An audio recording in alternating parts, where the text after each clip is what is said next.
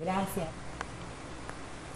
Marina, we have the preliminary results about this. The electoral body in Chile has posted in Twitter this bulletin, said that, for example, in the case of the approval option and the rejection option, the approval option surpasses the 77%, and also in the case of the option I reject, the 22%, over the 22%. But the difference is noticeable. It's a big difference, and I think that this is inclined to the approval. How do you believe this reflects the willingness, the political willingness of Chilean people? La voluntad política del pueblo chileno. Bueno, ante todo me llama la atención el hecho de que el presidente Sebastián Well, Pinera acabe de usar before all, it brings to my attention that the president of Chile just spoke without making any reference to any option, because until now I understand that no more than 20% of the polling stations have been counted. And I say it's weird because usually in all these elections we expect the tendency to go the different way, that is calculated with over 30% of the tables of the polling station. But look, that this coincides with the festivities, peaceful festivities and celebration, very joyful all over Chile, like many images have shown in social network and here in TeleSUR. So I think that we must interpret this, that Chile, there's this tendency that now is completely irreversible. If it is like this, a difference of 50% or more, close to 55% in favor of the approval of the new constitution, it shows that this is the strong backup to support the process of changes that are ahead. And here, I'm going to open a big parenthesis. President Pinera just spoke. First, a phrase that he repeats over and over, that you cannot start from zero. Then he calls for unity, promises of many good things that he said that he's going to do, and then he recognized the day, this electoral day, that has been an exemplary democratic day. To all this, Pinera once more, he had already done it before with this proposal that we made reference before, that this proposal that he wants to be the basis for the new constitution. Pinera wants to take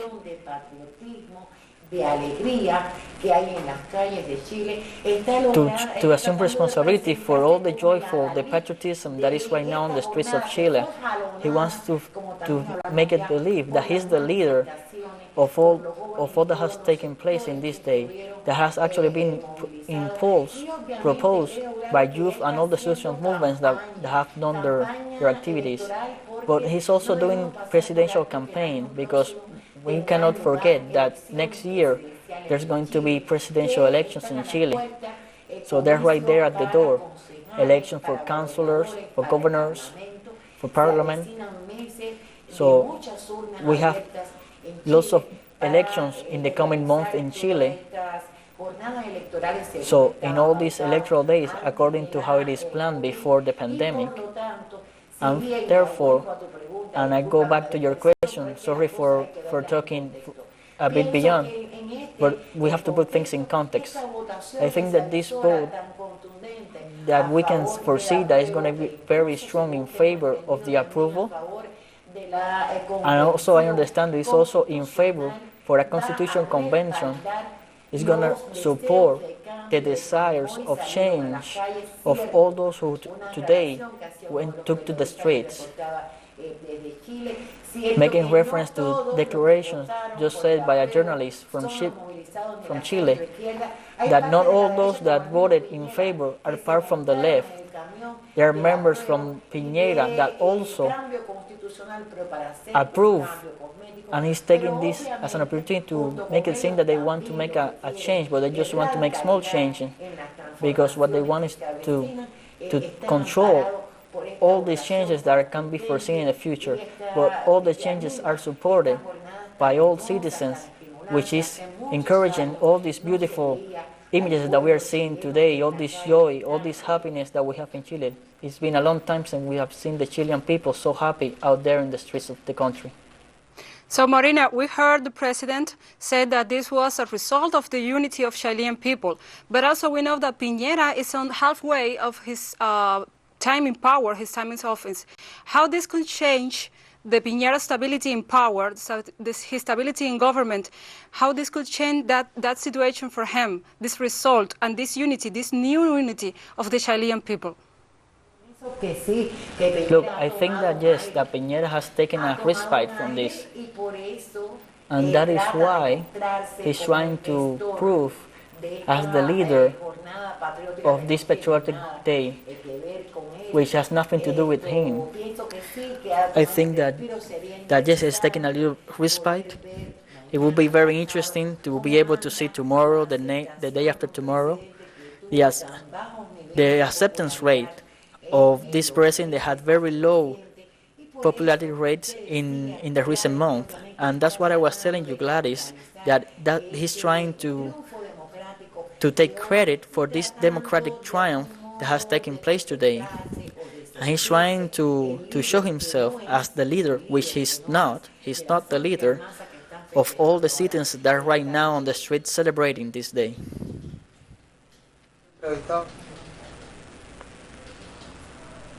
So, Marina, we know this victory is a victory of the Chilean people, but we have to talk now about the other mechanisms that are coming after this this moment. So, which is the importance of all the complementary laws that are coming after a possible new constitution? Y trascendental porque because not a single nation, a constitution that stays just like a paper with laws which are not implemented, it doesn't work for anything. So of course, there's still just a long road ahead. They're going to have to implement these laws. Obviously, if the main legal body, which is the Constitution, doesn't change, nothing else can be done. We must remember that in months, even years before, closer to this year, to this moment, all the attempts to change, all the calls of all sectors, they crash against the idleness of the Constitution, against the charter of the Constitution. In the case of, for example, of the education, which is one of the most important calls, because it is the young people of Chile which have taken to the streets in its majority, and they are calling for a better education. And we have this of a private education which privileges, because in Chile everything is dictated by market, has deteriorated a public education, and therefore it is necessary that the Chilean Constitution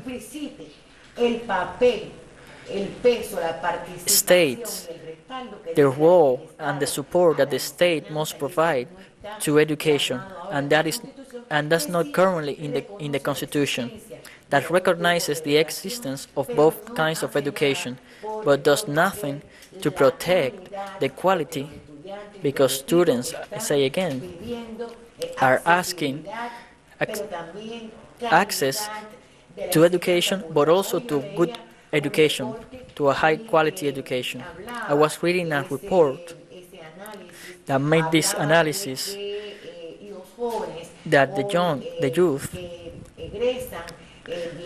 that finish middle school of public education, in institution of public education, generally they are not ready, they are not prepared, so they are not able to enter university because their education has not been very good. So that's what provokes as well that many youngsters are indebted to be able to pay private studies. There are many workers today, they live with debts because poverty in Chile is more subtle than in other places. We cannot talk of high percentage of poverty, of people under the threshold of poverty, if we go to the rates, the mean of counting this in the international community. But when you compare the minimum wage or the retirement pension, those incomes are not enough, not even to pay for the basic supplies because of their high price. Not only of articles in Chile, but also of services, water, which is private. All these are different aspects, Gladys, which are in the center of all the calls that have mobilized the Chilean society, and that has to be there. That's the struggle that is to come. I'm not talking in war times, I'm talking about politics. The struggle that is coming ahead. We spoke about the government, we spoke about the Chilean people, but we have another question. We need your criteria, another topic. We know that now the approve, the yes option is barely the winner, is the winner, the evident winner in this election. But we now have a question. We know that for the approval, several political parties from the left side, the left wing, and the far right, were allied, made an alliance for the approval. They were on behalf of the approval option. In this case, it will mean maybe new alliances, new political alliances, or maybe a new political landscape in Chile, given the case. Political in Chile. No lo descarto. Sería lo deseable. This would be what would be the most desirable things to occur. If we look, if we see the lack of unity that shows today of the center-left of Chile, we must remember that the campaign for approval, without counting with right-wing forces, without counting as Sebastián Pinera, in the center-left, the campaigns for the yes, they had different campaigns, different political aspects. The Frente Amplio, which was a surprise with the third place that it obtained, with having chances at the head in the presidential elections in 2017. On one side is a broad fan of center-left parties, maybe some center-right, but there are other parties also involved, like for example the Partido Verde, the Communist Party of Chile, other progressive organizations. I rather talk sometimes about progressiveness and not left, in particular in this scenario of Chile. It would be very desirable that all these forces could come together, not only because it's a demand of the current context of this constitutional referendum and the redrafting of the new constitution, but also, like I was telling you, we have ahead an electoral scenario that's going to be very intense in Chile, and life has taught that only together can things be accomplished. Here I open also another parenthesis, because for this constitutional referendum, progressiveness has marched like this. And of course, with the push of popular and social movements that spontaneously, without a political leadership, they provoke an earthquake in the nation and force the executive to reach an agreement like this, even if it was come after with the different parties at parliament. What I mean is that I believe in the strength of the people. In fact, nothing cannot be done with lots of organization in the party level, but without the support and the strength of the people. That people would work better if they had a political engine, better planned, better organized, without the lack of unity and progressiveness, so that all these political parties support and back all the efforts made by all the social movements, which they are going to continue supporting the changes, and it's being evidenced in all the protests that we are seeing and celebrations in this day. Marina, on regards of this topic, we know that the political alliance could lead to a political change. But in this case, before this referendum, the political alliance excluded the Socialist Party, the Communist Party of Chile. How this could impact on the results and could impact on the redrafting of the Constitution?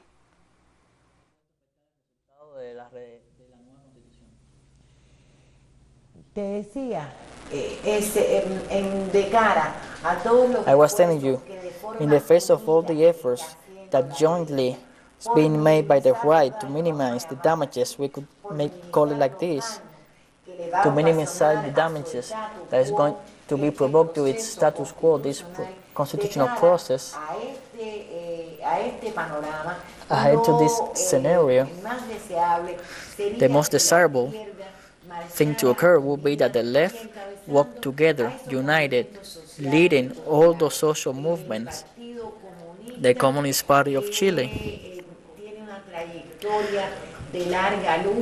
has a history of struggle and resistance in the country, and will surely find the ways with all those center-left parties, political parties, to find joint positions so that the opportunity that is being opened right now is not lost. This opportunity is true, is already a bit hindered by laws that establishes what can and cannot be done. That it has already established that 2/3 of members of the convention has to agree for something to be approved.